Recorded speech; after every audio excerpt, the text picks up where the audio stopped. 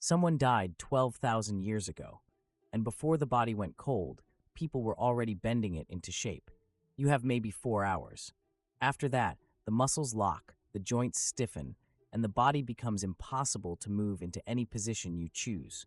Ancient people at burial sites across sub-Saharan Africa and the Levant knew this, and they used every minute of that window deliberately. Rigor mortis begins within 2 to 4 hours of death. To place a body in a tight fetal curl, someone had to start bending it almost immediately. This was not a casual arrangement. It required physical effort, more than one person, and a clear idea of what the final position should look like before they even began. Sites from sub-Saharan Africa to the Levant, spanning roughly 20,000 years of prehistory, show the same pattern again and again. At several late Pleistocene sites in sub-Saharan Africa, bodies were placed in what archaeologists call a flexed position, knees drawn up, spine curved, hands brought close to the face. Some individuals show evidence of binding, cords or hide strips that held the limbs in place while the body stiffened. Someone tied them there on purpose. Other graves tell a different story. Bodies laid flat, arms straight, with objects placed with precision, a tool at the head, an ornament at the feet, not scattered, placed. In the Levant, Natufian burial grounds dating to around 12,000 years ago show this same careful arrangement across dozens of individuals at single sites. The consistency is the part that matters. Within a single burial ground, grave after grave shows the same orientation, the same posture, the same placement of objects. That kind of consistency does not happen by accident. It means the community agreed on what a burial should look like before anyone died.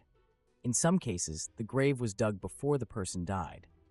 The pit dimensions match the body too precisely to have been improvised in grief. Bending a full adult body into a tight fetal curl takes more than one person. You need hands on the knees, hands on the shoulders, someone managing the head.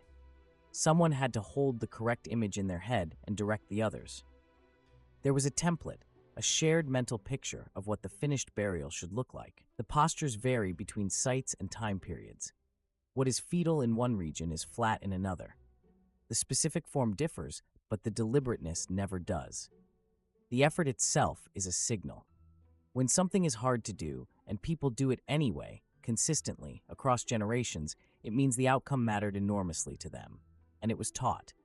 Younger members of the group would have watched, learned the correct form, and carried it forward to the next death in the community. Here is the question archaeologists keep returning to. Was the position of the body at burial decorative, or did these people believe it actually determined what happened next? The fetal position is not a random choice. It mirrors the posture of a body before birth. Some researchers argue these communities were encoding a belief in return, death as a passage back to a beginning. The objects placed at the head or feet were not souvenirs. In communities where every object had a cost, in time, in effort, in material, you do not bury things unless they serve a purpose in what comes next. At some sites, every body faces the same direction, east, toward the sunrise, or toward a specific landscape feature. Orientation was not random. It was a cosmological address. There was also something emotional happening. The caretaken, the bending, the binding, the precise placement reads as urgency, as if getting it wrong had consequences they were not willing to risk. The burial was not a record of what they believed. It was the belief made physical, pressed into the earth with their hands. To bury someone in a specific posture, you have to believe that the posture matters after the body stops moving. That requires imagining a state of existence beyond death. That is an abstract thought, one of the most abstract a human brain can produce. And these people were having it at least 20,000 years before anyone wrote anything down. And it was shared, not one person's private belief, a community-wide agreement about the invisible world. That is the beginning of religion, of cosmology, of organized meaning. We still do this.